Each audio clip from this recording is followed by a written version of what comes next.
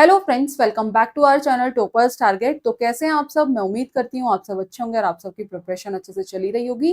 तो जैसा कि आप सब जानते हैं कि आपके एग्जाम के लिए हम साइंस के प्रीवियस ईयर क्वेश्चन डिस्कस कर रहे थे, तो उसी सीरीज को कंटिन्यू करेंगे। आज की क्लास में भी हम साइंस के PYQ डिस्कस करेंगे। ये क्लास 11th है, तो स्टार्ट करते हैं कि a car start from rest, कि एक जो कार है वो रेस्ट से स्टार्ट होती है and accelerate uniformly at 2 meter per second square. तो what will be the distance covered, कि कितनी डिस्टेंस कवर्ड करती है by it in 10 सेकेंड, यानी कि 10 सेकेंड में इसके द्वारा तय की गई दूरी क्या होगी। सबसे पहले जो गिवन टर्म है वो हम लिख लेते हैं, ठीक है, जैसे कि initial velocity that will be u is equal to. तो इस केस में जो इनिशियल वेलोसिटी होगी वो होगी आपकी 0 मीटर पर सेकेंड, क्योंकि जो स्टार्ट कहाँ से हो रही है वो हो रही है एट रेस्ट से। ठीक है, अगर आप लिखना चाहें तो लिख सकते हैं कि scenes the car start from rest, scenes the car start from rest. अब और क्या गिवन है इसमें हमें? एक्सेलरेशन, ठीक है, और क्या गिवन है इसमें? एक्सेलरेशन, जो कि आप क्वेश्चन में देख सकते हैं वो क्या है आपका 2 metre per second square, 2 metre per second square. और टाइम जो है वो है आपका 10 सेकेंड। टाइम जो है ये कितना है? 10 सेकेंड। तो ये तीनों टर्म्स क्वेश्चन में आपको गिवन है। अब हमें क्या निकालना है? हमें निकालना है टू फाइंड द डिस्टेंस, यानी कि डिस्टेंस निकालना है। ठीक है, यही कहा है क्वेश्चन में कि 10 सेकेंड में इसके द्वारा तय की गई दूरी क्या होगी। तो डिस्टेंस निकालना है under constant acceleration. To find the distance under constant acceleration, तो इसके लिए हम क्या यूज करेंगे? एक्सेलरेशन। तो इसके लिए हम मोशन की सेकेंड लॉ जो है बेसिकली उसकी इक्वेशन को यूज करेंगे। मतलब we use the second equation of motion. Motion की सेकेंड इक्वेशन ऑफ मोशन को क्या करेंगे? यूज करेंगे। क्या होता है, कोई बताएगा? ये होता है s t is equals to u t plus half a t square. यही होती है, किसी को कोई doubt? U t plus half a t square. तो एस डिस्टेंस निकाल लेंगे, दैट इज यू क्या है? इनिशियल वेलोसिटी जो कि 0 है, into u t into 10 plus half a की वैल्यू है 2 मीटर पर सेकेंड स्क्वायर। ठीक है, ए इंटू टी, टी का स्क्वायर दैट विल बी 10 का स्क्वायर। तो ये हो जाएगा s is equals to 0 plus half into 2 into 100। तो ये हो जाएगा s is equals to, that will be, इसको 0 प्लस हाफ इंटू 200। हर स्टेप वाइज स्टेप हमने क्या कर लिया? इसे कैलकुलेट कर लिया। तो ये हो जाएगा एक सेकेंड, ओके, तो ये हो जाएगा दैट विल बी, यहाँ कट हो जाएगा 2 1 जा 2, तो ये आ जाएगा आपका s इज इक्वल्स टू 100। तो जो आपका आंसर होगा वो होगा 100 मीटर। 20 मीटर नहीं, 100 metre is the correct answer. तो जो हमने डिस्टेंस निकाली है वो क्या निकाली है? 100 मीटर। तो सेकंड हमने इक्वेशन कौन सी यूज करी?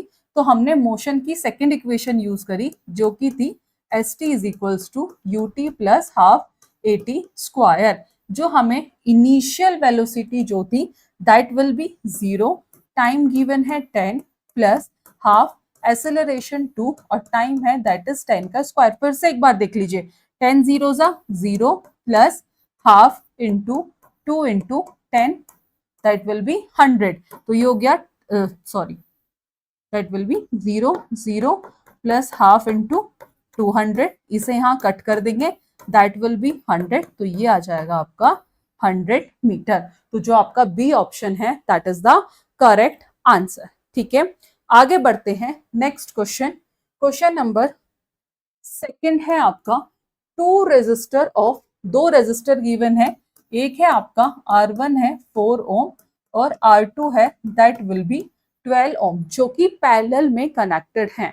तो what is their equivalent resistance. तो इसका इक्विवेलेंट रेजिस्टेंस जो है वो क्या होगा, तो कैसे निकालते हैं इक्वी पैरेलल में, तो ये हो जाएगा 1/R1 प्लस 1/R2। तो इसे कैसे कैलकुलेट करेंगे, तो R equivalent is equal to R1 into R2 upon, ठीक है, ये आपको पता होना चाहिए, that will B R1 plus R2। तो R1 कितना है, दैट विल बी 4 इंटू 12 और R1 प्लस 12, तो 12 4 जा 48 प्लस 12 13 14 15 दैन 16 और ये आ जाएगा 16 3 जा 48। तो कितना आ गया, that will be 3 ohm. Okay, तो 16 ओम नहीं, 8 ओम नहीं, 3 ओम जो है ये क्या हो जाएगा आपका सही आंसर। क्लियर है, डायरेक्ट फॉर्मूला बेस्ड क्वेश्चन आपके डायरेक्ट यूपी टेट में पूछे जाते हैं। आगे बढ़ते हैं, नेक्स्ट क्वेश्चन है, थर्ड क्वेश्चन है आपका, the focal length of a convex lens is 20 centimetre. यानी कि फोकल लेंथ जो है कॉन्वेक्स लेंस की वो कितनी है, 20 सेंटीमीटर। तो हमें यहाँ बताना है कि पावर जो है वो क्या होगी। ठीक है, तो सबसे पहले ये सेंटीमीटर है तो इसे मीटर में कर लेंगे, 20/100, तो दैट विल बी 0.2 मीटर। कितना आ जाएगा, 0.2 मीटर। तो हम कैसे निकालते हैं, 1/f इन मीटर, तो इसीलिए ये हमने मीटर में किया था।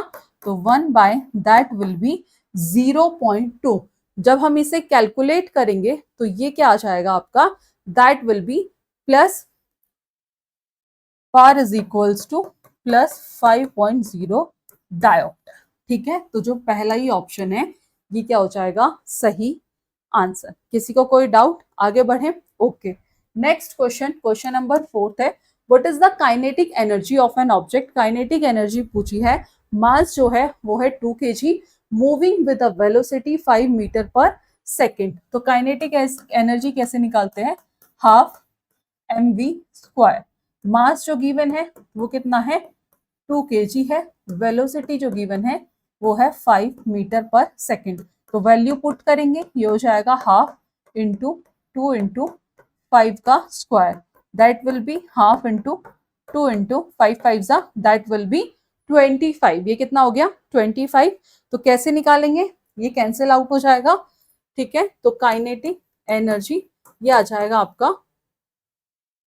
Okay 25 joule. आंसर चेक कर लेना एक बार, 1, हाँ बस से ये कट हो गया, तो बचा क्या, that is be kinetic energy, हाँ ठीक है 25 ही आ गया।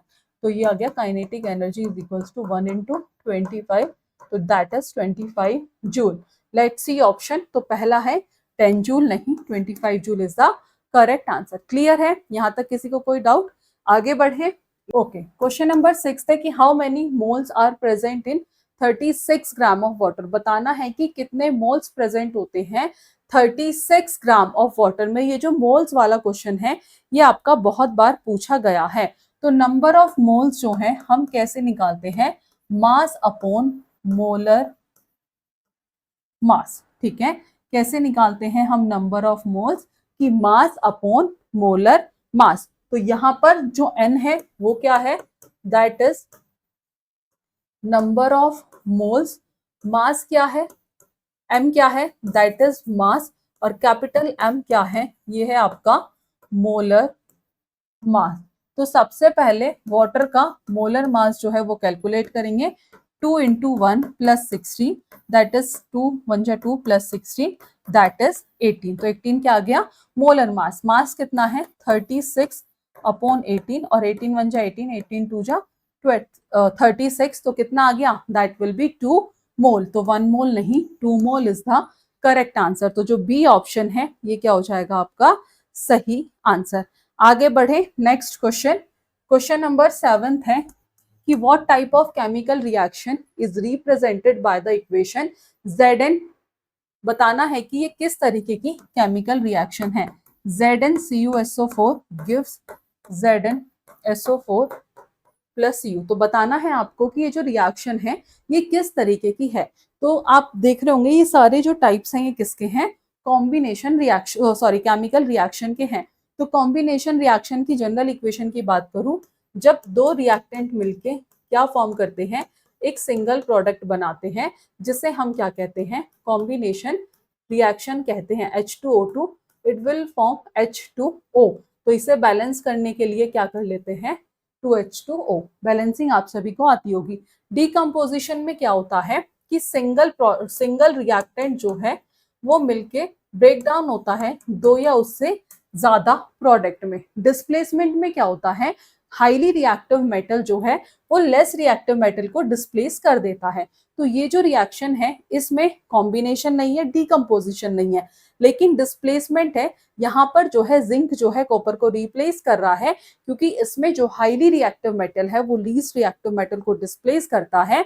तो ये किसका एग्जाम्पल हुआ, डिस्प्लेसमेंट रिएक्शन का। किसका, डिस्प्लेसमेंट रिएक्शन का। अगर बात करें डबल डिस्प्लेसमेंट की, तो डबल डिस्प्लेसमेंट में क्या होता है कि रिएक्टेंट्स के बीच में आयन एक्सचेंज होते हैं और नए प्रोडक्ट का फॉर्मेशन होता है। तो ये गलत। तो डिस्प्लेसमेंट रिएक्शन जो है ये क्या हो जाएगा, सही आंसर। आगे बढ़ते हैं, नेक्स्ट क्वेश्चन है आपका क्वेश्चन नंबर 8 है कि if an aqueous solution has an hydrogen ion concentration of 10 raise to power -4, तो पीएच क्या होगी। तो आप सभी जानते हैं pH is equals to minus log concentration of hydrogen ion. Clear है इतनी बात। और जो बच्चे बैच देखते हैं तो वो मैंने आपको भी रिसेंटली ही पढ़ाया था बैच में। तो ये हाइड्रोजन आयन की जो वैल्यू है that will be is equals to 10 raise to power -4 m। तो ये हो जाएगा minus log is equals to 10 raise to power -4। ठीक है, तो पीएच का जो वैल्यू आ जाएगी दैट विल बी 4। तो 4 क्या हो गया इसका आंसर। तो लेट्स सी, 10 नहीं, -4 नहीं, 4 इज द करेक्ट आंसर। आगे बढ़ते हैं, 9th क्वेश्चन है कि which of the following molecules contain a triple covalent bond, कि इनमें से कौन सा मॉलिक्यूल ऐसा है जो कि ट्रिपल कोवेलेंट बॉन्ड कंटेन करता है। ऑक्सीजन में कैसे होते हैं, डबल होते हैं, तो इसमें नहीं है। H2O में भी ट्रिपल नहीं है। नाइट्रोजन N2 में, इसमें क्या होते हैं, ट्रिपल कोवेलेंट बॉन्ड होते हैं। तो जो सी ऑप्शन है that is the correct answer. Methane में भी क्या होते हैं, सिंगल है। ठीक है, इसमें भी कैसे हैं, सिंगल है, तो ये भी गलत। तो जो सी ऑप्शन है that is the correct answer. Next question, 10th question है आपका, how many neutrons are present in the nucleus of a uranium 235। तो बताना है कि इसमें कितने नंबर ऑफ न्यूट्रॉन्स हैं। तो इसमें जो गिवन है आपको, कैसे निकालते हैं हम, नंबर ऑफ न्यूट्रॉन जो निकालते हैं वो कैसे निकालते हैं, A माइनस Z, यानी कि atomic number minus mass number. कैसे निकालते हैं, atomic number, sorry, mass number minus atomic number. A for that is mass number और Z क्या है, Z है अटोमिक नंबर। तो आपको कंफ्यूजन ना हो, तो mass number minus atomic number. Mass number कितना है 235 और अटोमिक नंबर कितना है, दैट विल बी 92। तो 5 में से 2 गए, दैट विल बी 3। तो हमें 13 में से 9 माइनस करने हैं। तो ये कितने हो जाएंगे आपके, ये बचेगा आपके पास 4143 समथिंग। तो लेट्स सी, 92 नहीं, 235 नहीं, 143 इज द करेक्ट आंसर। एक बार कैलकुलेशन जो है ये आप चेकआउट कर लीजिएगा। आगे बढ़ते हैं, नेक्स्ट क्वेश्चन है 11th है आपका कि in Mendelian genetics what is the phenotypic ratio of a standard dihybrid cross. तो जो फिनोटिपिक रेशियो होता है डाई हाइब्रिड क्रॉस का वो होता है 9:3:3:1। तो पहली बात तो इस तरीके का कोई रेशियो नहीं है, तो गलत ही है। इस तरीके का भी नहीं है, इस तरीके का भी नहीं है। तो जो 9:3:3:1 जो है ये क्या हो जाएगा आपका सही आंसर। तो जो फिनोटिपिक रेशियो है, यानी कि जो जीनोटिपिक होता है, जीनोटाइप, तो वो किसके ऊपर बेस्ड होता है, बेस्ड ऑन जीन।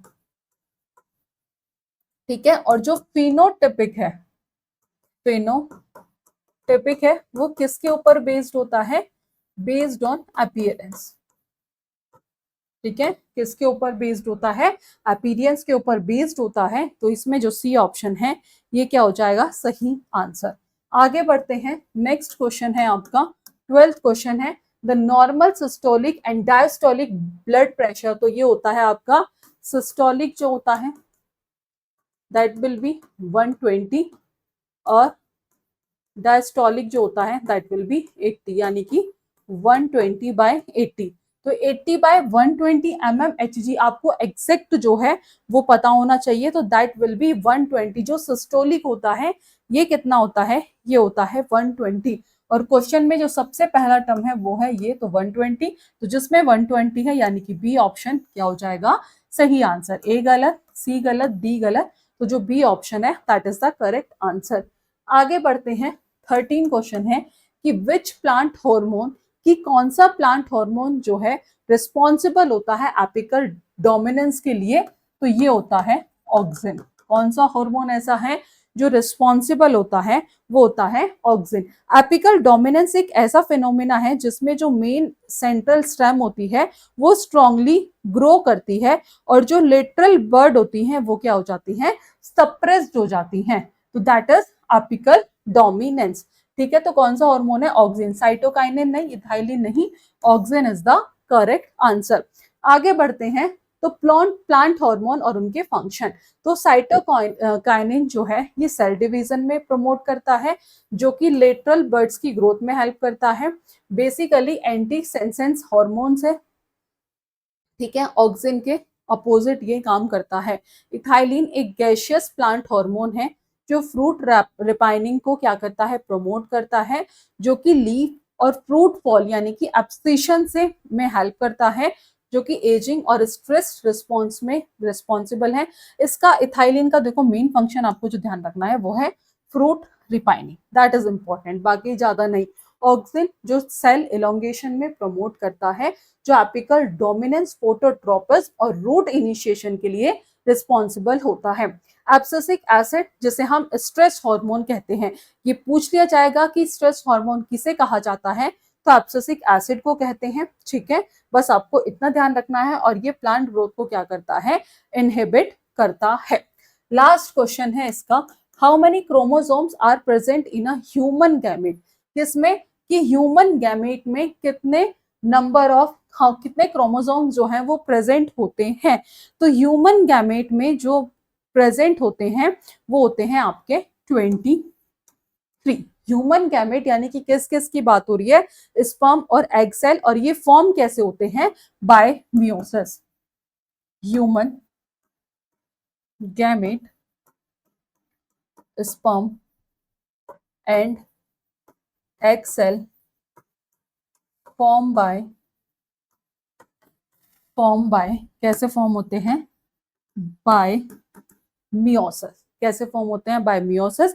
तो मियोसिस क्या करता है, reduce chromosome number of half, reduce chromosome number of half, यानी कि क्रोमोसोम नंबर को क्या कर देता है, हाफ कर देता है। तो 46 नहीं, 23 इज द करेक्ट आंसर। तो ये थे, सॉरी, वन मोर क्वेश्चन, एक और क्वेश्चन है, what is the end product of glycolysis in cellular respiration. कि ग्लाइकोलाइसिस जो होता है सेल्यूलर रेस्पिरेशन में, उसका एंड प्रोडक्ट क्या है। तो आप सभी को रिएक्शन याद होगी, ग्लूकोज गिव्स टू पायरुवेट। क्या पूछा है इन्होंने, एंड प्रोडक्ट पूछा है। तो glucose 2 pyruvate plus 2 ATP plus 2 Na DH। ATP that is energy currency of the cell. NADH जो है बेसिकली ये इलेक्ट्रॉन कैरियर है, जिसे हम लेटर रेस्पिरेशन वगैरह में क्या करते हैं, यूज करते हैं। और 2 पायरुवेट ये क्या है, फाइनल प्रोडक्ट है किसका, ग्लाइकोलिसिस का। तो ग्लूकोज नहीं है, लैक्टिक एसिड नहीं है, pyruvic acid, that is the correct answer. तो ये थे 15 क्वेश्चन जो हमने आज की क्लास में डिस्कस किए हैं। अगर आपका कोई डाउट है तो आप कमेंट बॉक्स में पूछ सकते हैं। आज की क्लास में इतना ही, मिलेंगे नेक्स्ट क्लास में नेक्स्ट टॉपिक के साथ। Thank you.